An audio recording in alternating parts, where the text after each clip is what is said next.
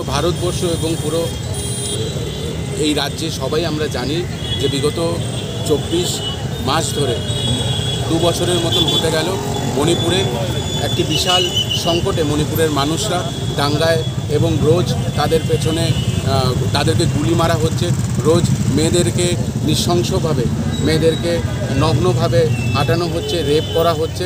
এবং আমরা জানি যে কি 2 দিন আগে জিরিবামে সেম ঘটনা হয়েছে, 4 থেকে 5 জনকে অপহরণ করে নিয়ে চলে যায়। কিন্তু আমরা দেখেছি আমাদের প্রধানমন্ত্রী শ্রী নরেন্দ্র মোদী উনি চুপ, আমাদের হোম মিনিস্টার অমিত শাহ উনি মণিপুর নিয়ে কোনোই কথা বলছে না।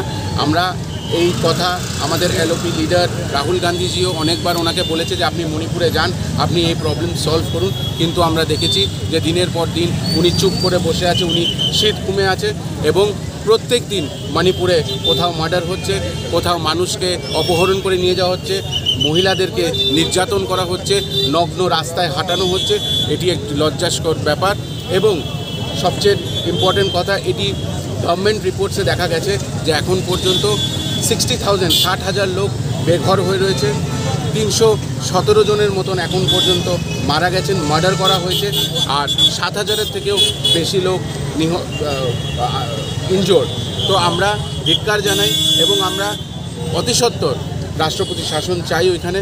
এবং আমরা ত্রিপুরা প্রদেশ যুব কংগ্রেসের পক্ষ থেকে একটি আওয়াজ তুলতে চাই যে আপনি শীতঘুম থেকে উঠুন মোদিজি, এবং শীতঘুম থেকে উঠে মণিপুর যেটা ভারতের একটি অঙ্গ, সেই মণিপুর রাজ্যটাকে বাঁচান।